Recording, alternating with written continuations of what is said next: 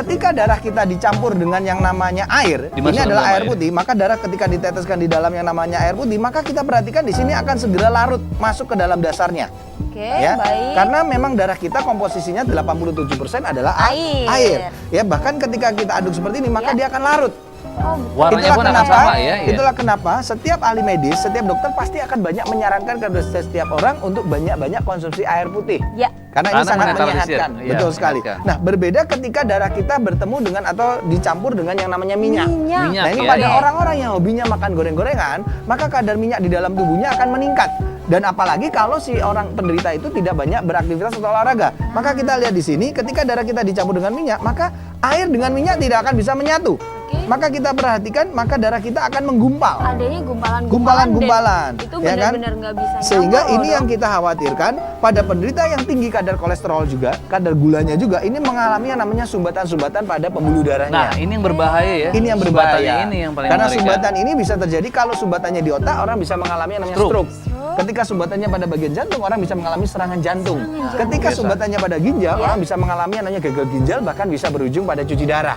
Ya. Dan yang kita takutkan juga adalah pada mereka yang tidak hanya hobi goreng-gorengan, tetapi biasanya orang yang sukanya makan gorengan tidak terlepas dari makanan yang manis-manis. Nah, biasanya Ya kan? berkaitan juga Ketika tuh. darah kita dicampur dengan sifatnya manis, larutannya sifatnya manis, maka kita perhatikan di sini akan terjadi yang namanya perlengketan atau yang namanya kekentalan. Ya. Sehingga maka yang terjadi apa? Kita perhatikan, nih, sumpitnya akan mengalami yang namanya perlengketan. Sel darahnya akan melengket pada pembuluh darah. Dan Karena tidak terlepas gula ya, Dok, ya? itu akan melakukan yang namanya perlengketan pada sel darah kita dan juga akan menempel pada dinding pembuluh darah. Ini yang kita khawatirkan, yang kita takutkan. Maka disinilah pada penderita diabetes seringkali mengalami luka, dan lukanya itu akan sukar sekali atau susah sekali mengalami yang namanya kesembuhan. Seperti itu. Ya. Nah, berbeda lagi pada orang biasanya juga seringkali tidak hanya makanan minyak-minyak, tidak hanya makan yang manis-manis, tapi juga makanan yang asin-asin. Yang terlalu asin ya. Betul. Oke. Ya, karena kita tahu kadang-kala dari menu makanan saja itu sebetulnya dia sudah dimasak dengan garam yang cukup tinggi. Ketika sampai di meja kita untuk kita konsumsi, kadang-kala tidak sedikit orang yang menambahkan dengan yang namanya garam meja. Berarti kita tahu betapa tingginya kadar natrium yang masuk ke dalam tubuh kita. Ya kan? Kita akan coba. Sehingga akibatnya ketika darah itu bercampur dengan yang namanya garam, ini juga akan beresikonya apa? Terjadi yang namanya kerusakan sel darah. Ya kan? Nah, tentunya lihat ya.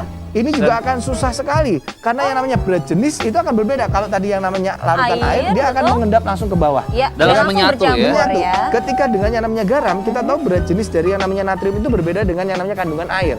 Sehingga itu akan membuat penderita hipertensi mengalami pengaratan pada pembuluh darahnya atau disebut dengan namanya arteriosklerosis. Dan di sini terlihat sulit sekali untuk bisa bercampur. Ya kan, bahkan kalau kita perhatikan, ya kan, ini semua terjadi kalau kita melihat ini semua, ini kan semuanya kelihatan tembus pandang. Ya, tapi sayangnya tubuh kita tidak seperti percobaan yang saya lakukan. Tubuh kita terbungkus oleh suatu lapisan yang disebut dengan namanya kulit.